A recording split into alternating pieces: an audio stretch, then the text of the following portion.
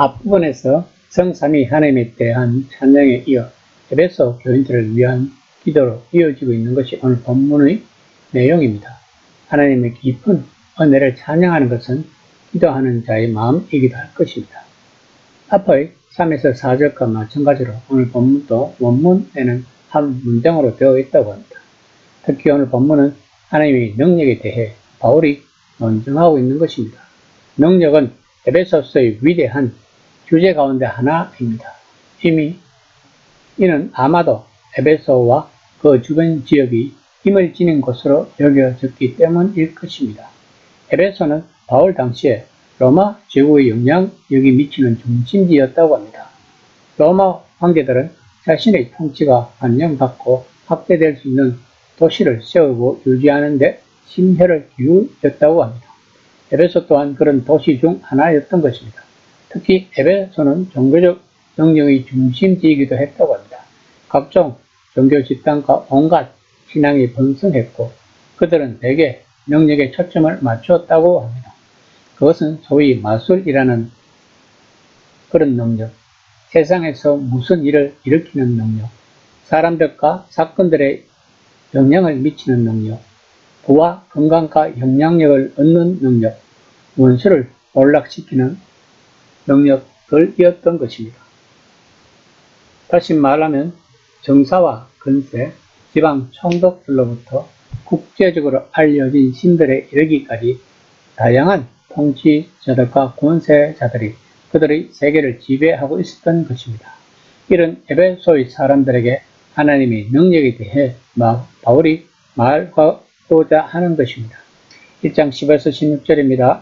이로 말미암아 주 예수 안에서 너희 믿음과 모든 성도를 향한 사랑을 나도 듣고 내가 기도할 때에 기억하며 너희로 말미암아 감사하기를 그치지 아니하고. 아마도 바울은 로마 옥중에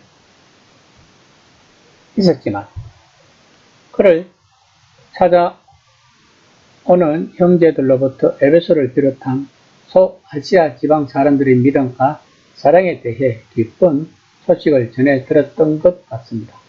그런데 소망은 부족했기 때문에 그것을 위해 기도한 것처럼 보입니다. 1장 17에서 19절입니다.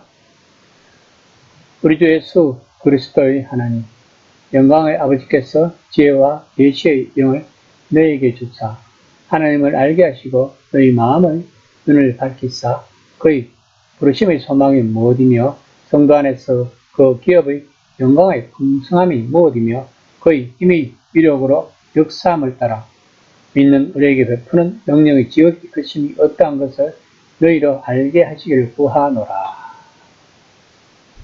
에베소서 독자들은 믿음과 사랑에 있어서는 훌륭했지만 하나님의 뜻을 아는 지혜와 하나님의 비밀을 깨닫는 계시는 부족했기 때문에 지혜와 계시의 영을 주셔서 하나님을 알게 해주시기를 기도하고 있다는 것입니다. 성도들은 하나님께서 주신 지혜와 계시의 영을 통해 하나님의 특성과 뜻 그리고 모든 구속의 비밀을 정확하고 충분히 깨달을 뿐만 아니라 하나님과의 친밀한 교제를 인격적으로 체험하게 된다고 바울은 말하고 있는 것입니다. 바울은 모든 그리스도인들이 모두 자동적으로 하나님의 능력을 인지할 수 있으리라고 여기지 않습니다. 본문에서 말하듯 새로운 지혜의 선물, 사람들이 일반적으로 볼 수 없는 것들 또는 선물이 필요하다는 것입니다. 결국 그것은 예수님을 아는 일과 바울이 말한 마음의 눈을 하나님의 빛을 향해 뜨는 일을 통하여 일어난다는 것입니다. 그들이 충성된 믿음과 사랑이 보여주듯 하나님은 이미 그들 안에서 강력하게 일하기 시작하셨다는 것입니다. 그래서 바울은 하나님이 이제 지혜와 지식을 보여줌으로써 그것을 보다 크게 증대시켜 주시도록 기도할 수 있다는 것입니다. 그중 하나가 영광스러운 상속이라는 것입니다. 즉 앞단락에서 이야기했던 새로워진 우주에 대한 비전인 것입니다. 또 다른 하나는 적절한 때에 그 일을 이루실 하나님의 능력이라는 것입니다.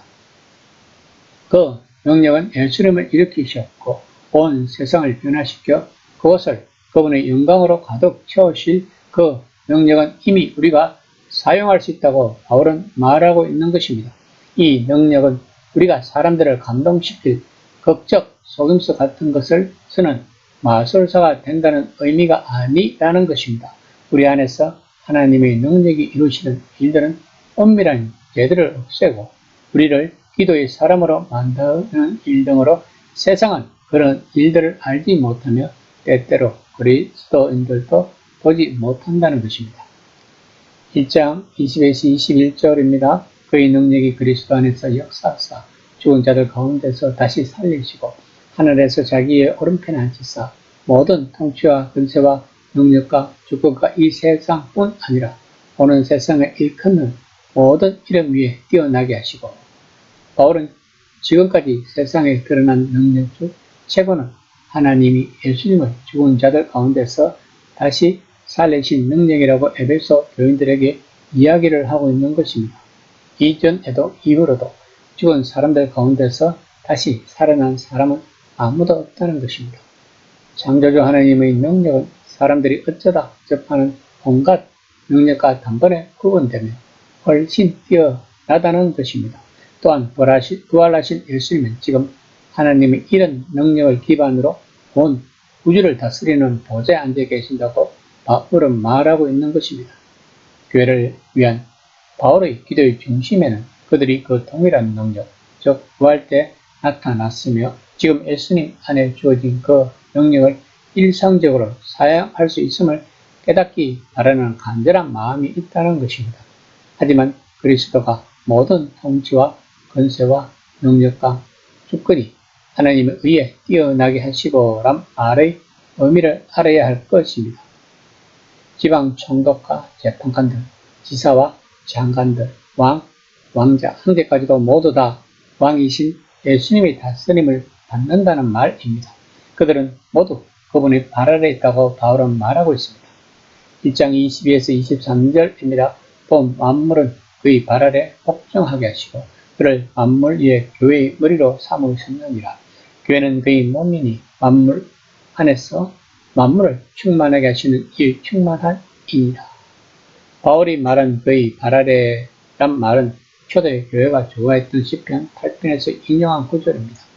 이 구절은 인간을 향한 하나님의 목적, 즉 우리가 온 우주에 대한 주권을 가진 자가 되어야 한다는 그 목적을 말하는 것입니다. 이는 메시아 예수 안에서 성취된다는 것입니다. 그분은 진정한 인간이시며 온 세상이 그분 앞에 머리를 숙일 것이라는 것입니다. 또한 왕이신 예수님은 전 세상 속에 그분의 손과 발, 그분의 대행자로 교회를 두셨다는 것입니다. 교회는 그분의 몸이니 만물 안에서 만물을 충만하게 하시는 이 충만이라고 바울은 말하고 있는 것입니다. 오늘날 교회와 성도들이 바울이 말한 것을 깨닫고 그렇게 살아간다면 그리스도인들은 정말 세상의 빛과 소금 같은 존재가 될 것입니다. 이 시간 나는 과연 교회가 예수님의 몸이라고 생각하고 있는지 한번 생각해보는 시간이 되었으면 합니다.